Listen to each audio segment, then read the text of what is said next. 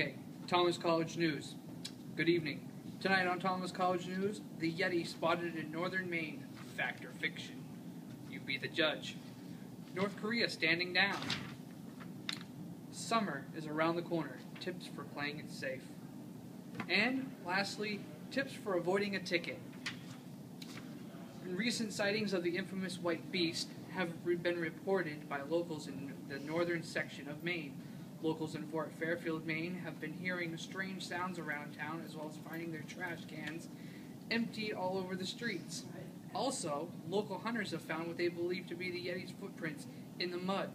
Maine wardens have begun investigating the reports by setting up cameras throughout the woods and taking plaster casts of the footprints in an attempt to verify whether or not the Yeti has indeed been spotted in the northern Maine woods.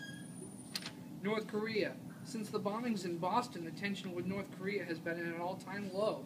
White House representatives and the Secretary of Defense say that talks with the North are still trying to be made to avoid bloodshed as well as all-out war. The leader, Kim Jong-un, has been extremely quiet, and it seems to be discussing the most recent movements by the U.S. in their defense tactics in an attempt to fool the U.S. and our allies by causing the U.S. to lower their guard, or so it seems. Summer is around the corner. Tips for playing it safe. Well, school is almost over for another year, and kids will be getting out with family and going on trips. Some of those tips for traveling are: 1. Make sure you have enough money to cover any unexpected surprises or fees at hotels. Thank you. Also, have a backup plan wherever you go, or wherever you may go. Always ensure that while traveling that someone knows where you are heading, how you are getting to your destination, and when you have arrived at various rest stops while en route.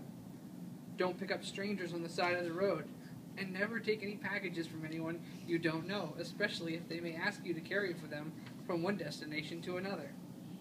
Lastly, tips for avoiding a ticket. One of the best ways to avoid getting a speeding ticket is slowing down. I mean, let's use our brains here, people. If you're not speeding and driving like a maniac, you won't have anything to worry about.